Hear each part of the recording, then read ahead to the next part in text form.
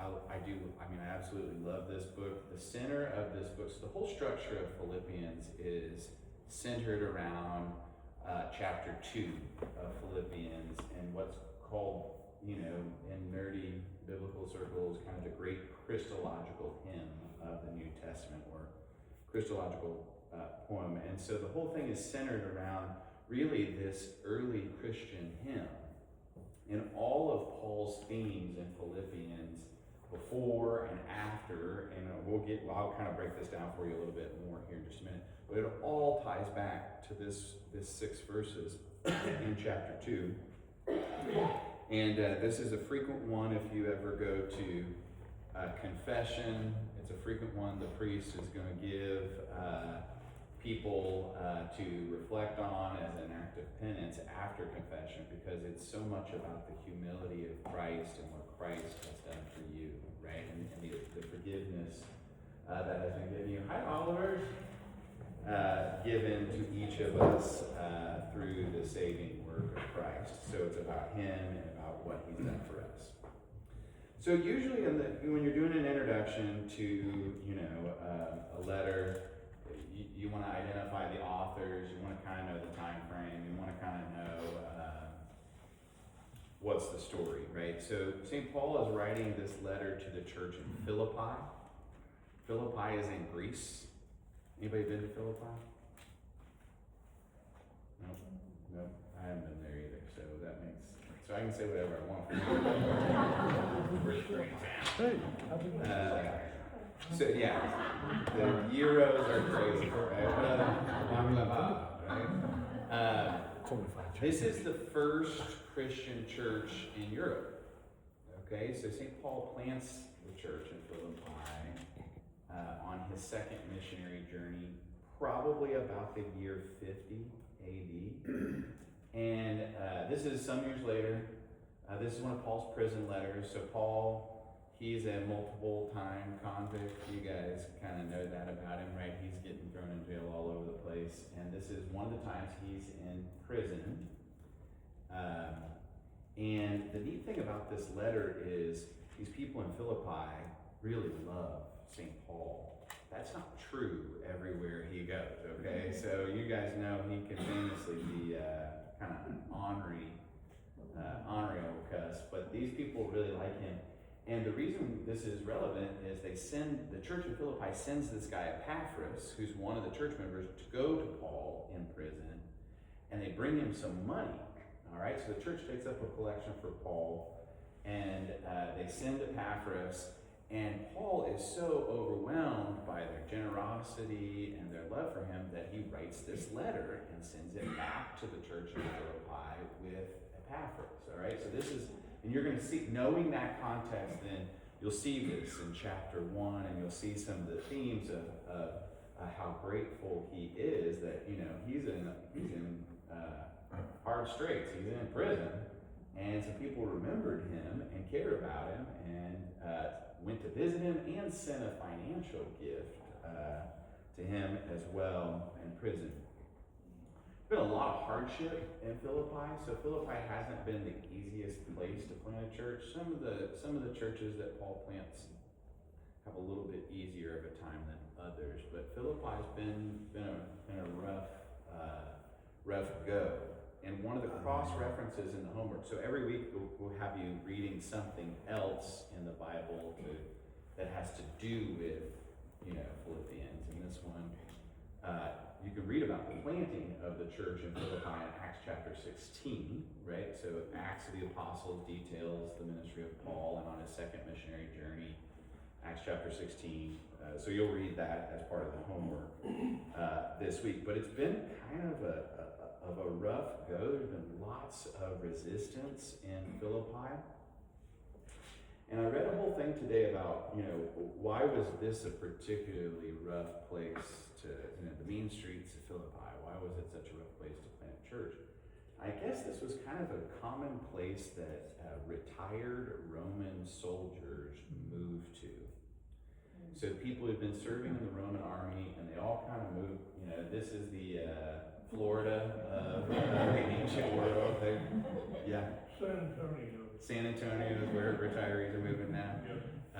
Boca Raton, if you will, of the ancient world. So they're moving there, and of course, soldiers back then and today are pretty patriotic folks, right?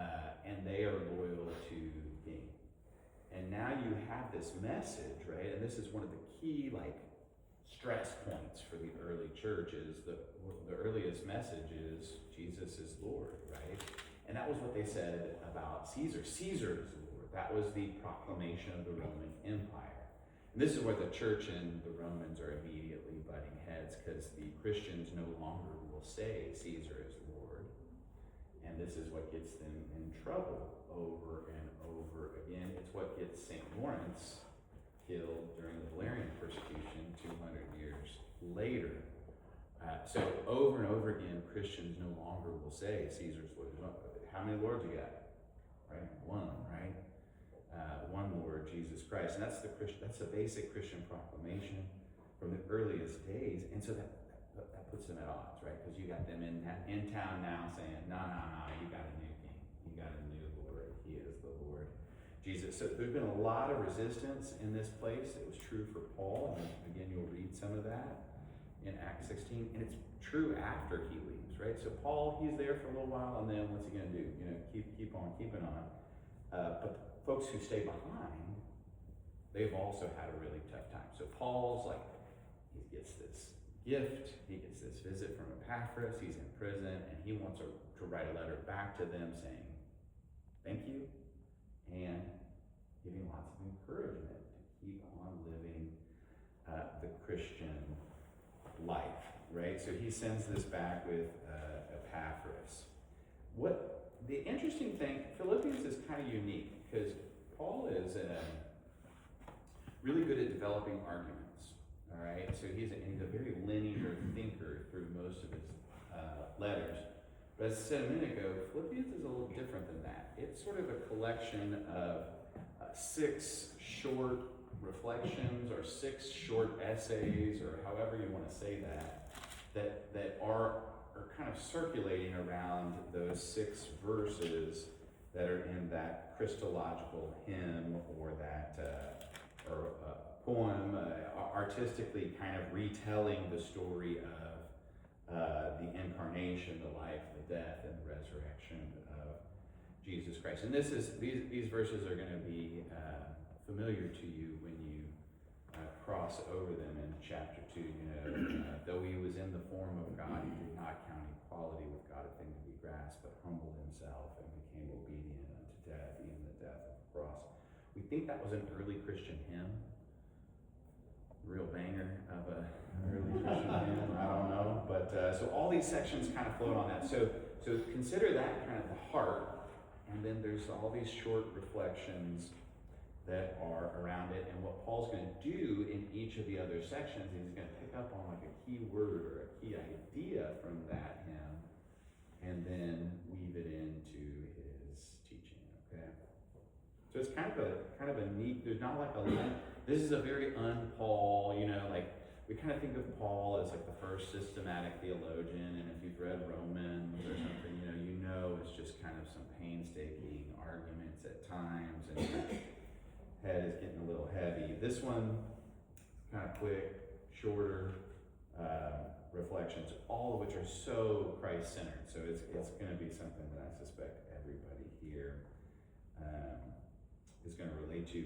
And one of the key themes is, how Christian living is continuing the story of Jesus' life. How does Jesus' life and Jesus' witness become part of your life and your story, and how do you continue that story in the way you live your life? And that's really one of the big themes of the letter. I've got a few more minutes here. I can sort of jump in with, so there's basically 6 sections here. We're not going to go into all of this, but there are a couple of things that I thought just to kind of draw out as major themes. I mean, the first one is, his love for them, and then his confidence that they're going to continue to grow in acts of love, right? So he sees that this church is really, kind of on a great foundation. they're doing this incredible act of love towards him, and he says, you guys are going to keep this going.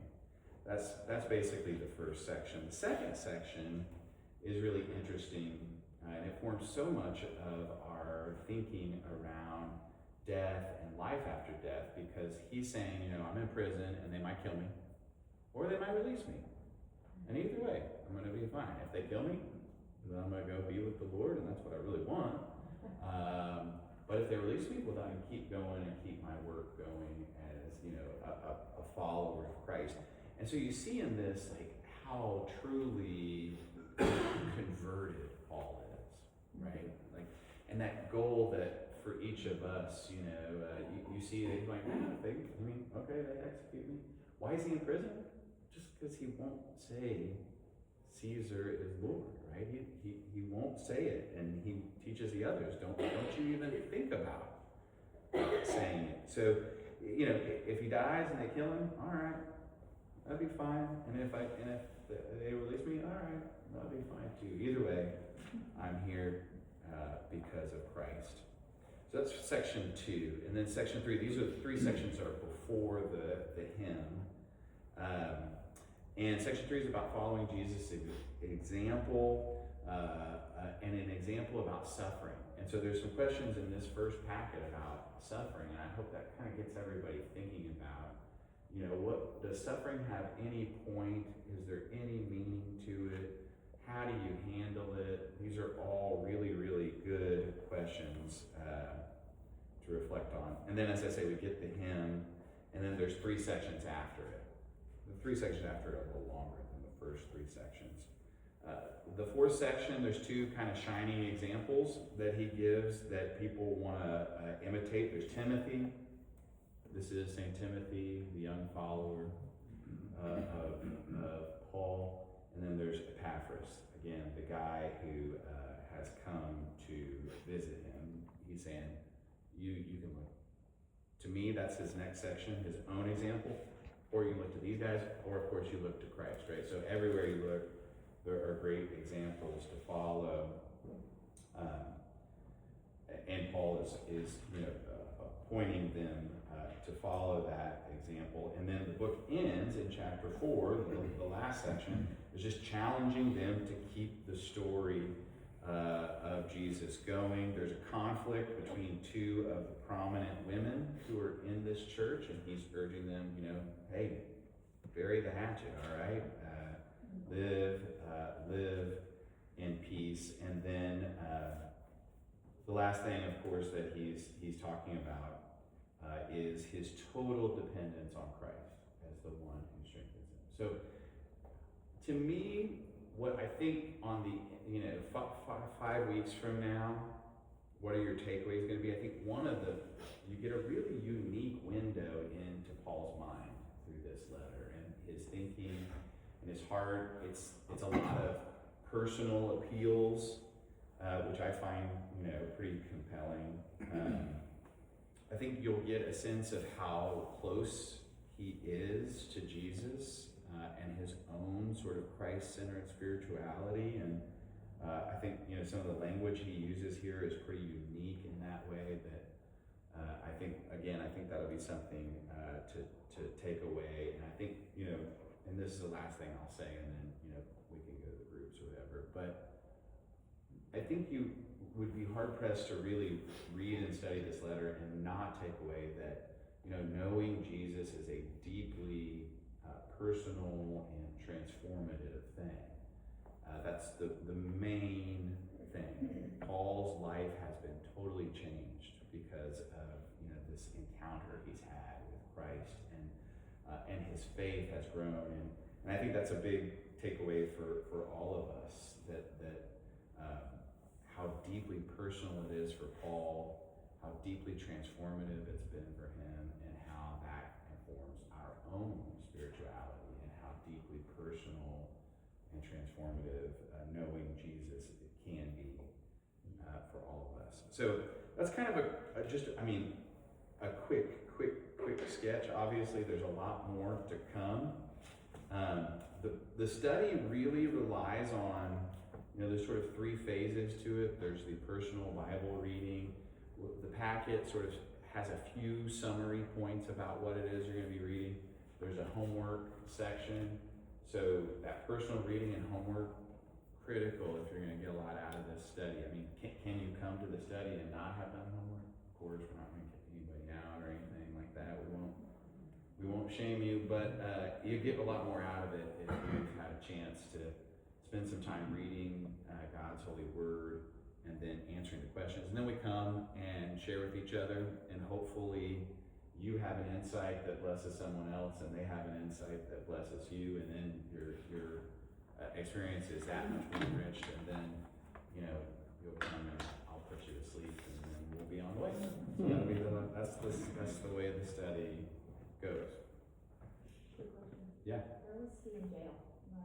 We don't know. No, it's earlier than Rome, so he's not yet at his final destination. Most scholars don't think, but what I read earlier today is we're not sure where he's in jail. Somebody may have. I'm 100% sure there are biblical scholars who have theories on what it is, and you can go Google that and read some fun essays if you need something like this. So will we stay in here for the whole study? Like 5 weeks or whatever? Are we moving to the new building? I don't know. We talked about so the building's gonna be open in 2 weeks, so maybe it would be better to be in a different building, but because we got mass going on right behind me, which is why I'm trying to face this way, and hopefully they're not hearing every single word I say. And then yes, John will have his choir practice right after this too. So it'll still start at 6:30 and at 7:30 the whole time? Yeah, and then eventually we'll get back to the old routine of dinner and all that. But for now, 1 hour. Thanks for making time to do this. I hope you guys are pumped. Who's pumped? All right, so the way we're doing this, the way we did it last time is the co-ed group's gonna stay in here. Co-ed group is still good with that? Not that we have choice, because there's nowhere else to go. The ladies group is gonna be back here in the sack seat, and the guys are across the bridge over in the parish office conference room. So if you don't know which group you want to go to, men's group over there, ladies group here, or co-ed group here. We've got packets. Yeah, take the packets with you, because we're not going to come back here together tonight. Every other week we'll have a prayer. We'll go straight to the small group, and then we'll come back here. But tonight we're going to go to small group, and then just be done from your small groups here in just a little bit at 7:30. That sound like a plan? Yep. Thank you guys for making time to study Philippians. I think that the program from here is just make sure everybody kind of gets to know each other a little bit. If there are